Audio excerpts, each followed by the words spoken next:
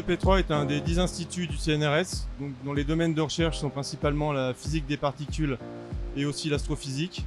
Donc le centre de calcul, c'est 4 MW IT de puissance à terme, c'est 340 pétaoctets de capacité de stockage et 2500 chercheurs qui utilisent ces capacités.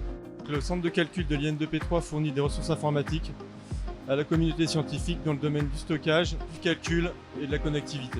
Et parmi ces expériences, on peut citer le LHC, qui est le grand accélérateur de particules situé à côté de Genève.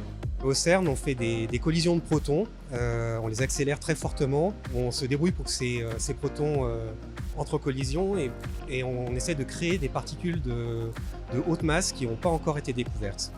Alors on utilise le centre de calcul de l'IN2P3 parce que des collisions, on en a 40 millions par seconde et chaque collision est extrêmement complexe. Le centre de calcul a contribué à l'analyse des données qui nous ont permis de montrer l'existence du boson de Higgs et de prouver que la masse des particules qui nous entourent est en fait produite par le boson de Higgs.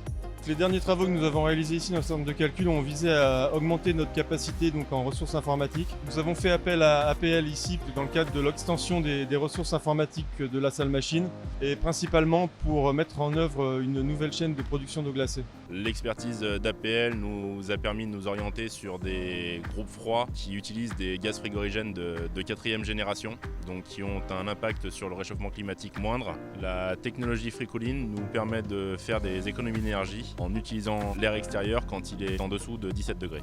Contrairement à un data center traditionnel, ici nous travaillons avec une puissance IT de 30 kW par baie. À l'avenir, nous installerons une nouvelle chaîne hydraulique ainsi qu'une nouvelle chaîne électrique afin de pallier aux besoins des chercheurs qui ont besoin de plus en plus de capacité de stockage et de capacité de calcul.